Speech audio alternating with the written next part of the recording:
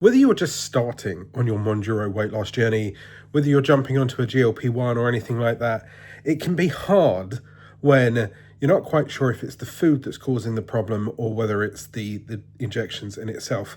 There's been discussions in my WhatsApp group recently, so I thought I'd compile a list of 7 foods to avoid while I was on Mounjaro.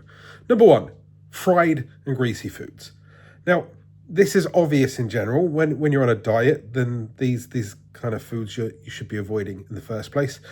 But the problem with these fried and greasy foods is they actually live longer in your gut. High fat slows down digestion even further. And these jabs in themselves are doing that in the first place.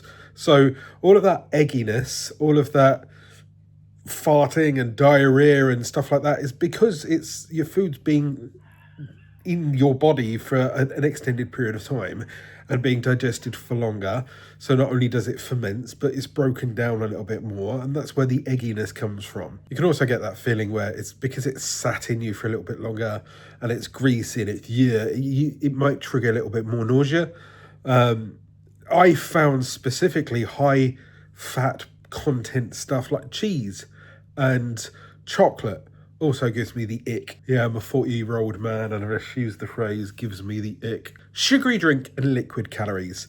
Now, I was a big fan of sugary drinks before I started my GLP-1. Well, fizzy drinks at least. The problem with drinks in general is the old adage that you shouldn't drink your calories. Now, this is something that I heard many times when I was younger. I used to work in security. I used to be surrounded by big, muscly dudes that were on other peptides that were around at the time to make them look a little bit bigger. And a lot of these people have their diets absolutely dialed into an absolute fine art. And yeah, don't drink your calories. At the end of the day, I switched from sugary fizzy drinks to diet fizzy drinks around about 10-15 years ago. I honestly can't drink a full can of full fat Coke anymore because it just tastes like syrup.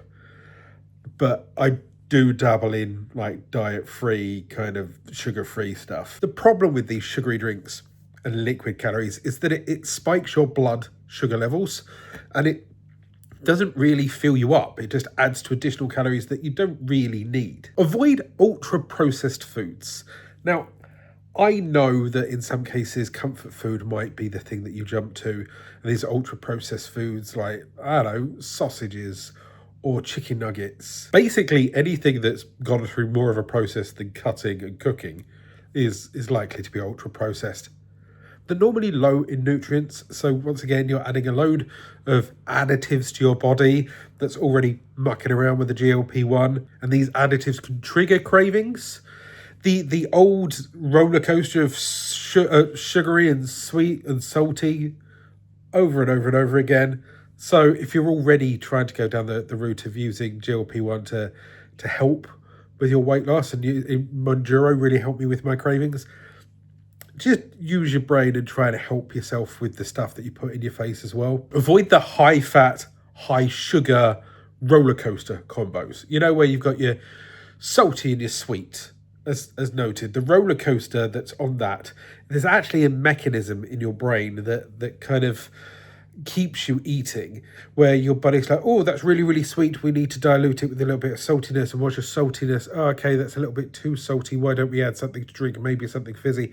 That's why the whole idea is that, oh, you're absolutely stuffed on whatever savoury roast dinner that you may have, but there's always room for pudding. What you're doing there is you're packing yourself ultra full, and what these jabs do is that it digests slower, it makes you feel crappy, it can lead to vomiting and maybe even like discomfort. Try to avoid refined carbs, white bread. Pasta, for that reason, can kind of cause bloating, leads to rapid blood sugar spikes, which, once again, these jabs, these Mounjaro jabs, Ozempic, Wegovy, Zepbound, that kind of thing, they're trying to level these out. Mounjaro, having the two like peptides in themselves, the GIP and the GLP-1, helps regulate your blood sugar levels a little bit better.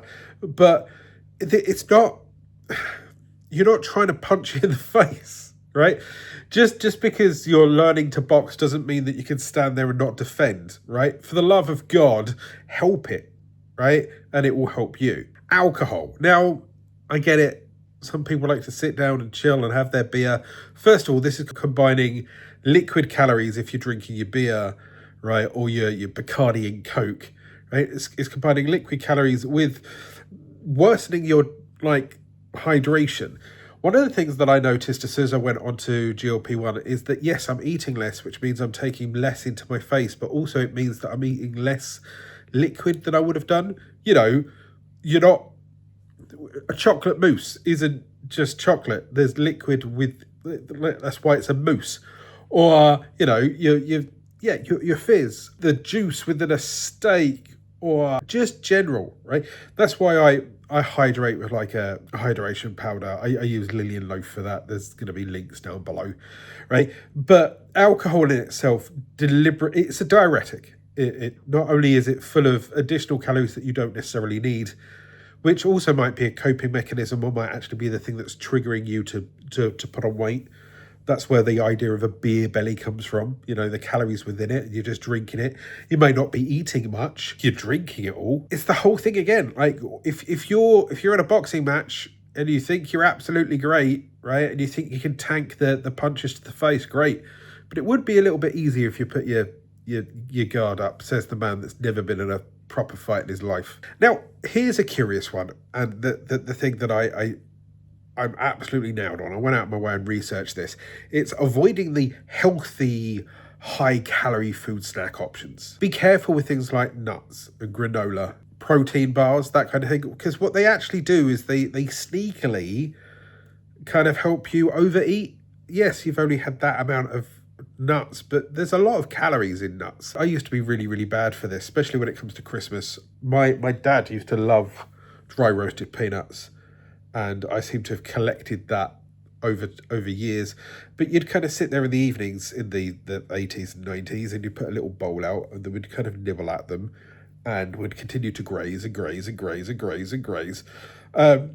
But yeah, nuts, especially granola. I when I first started eating granola, I'm like, oh, it's so malty and sexy and right? And then you look at it and it's like, yes, but it's 4 times the amount of calories than even in the sugary stuff, right? That's why you're supposed to have a small amount of granola or kind of dabble it onto yogurt, not, have granola and then mix in yogurt.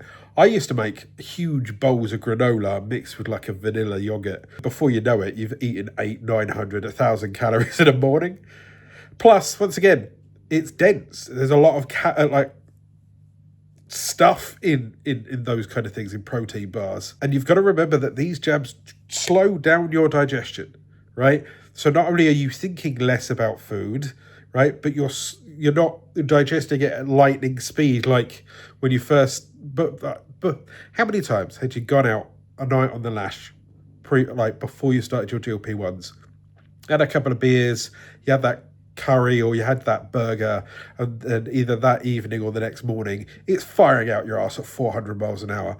Now, you could do that on GLP-1, but it's not digesting as quickly. It sloshes around in your belly. It can cause heartburn and acid indigestion and general discomfort, and that's just not what you need. So these are the 7 foods to avoid: fried foods, sugary drinks, ultra-processed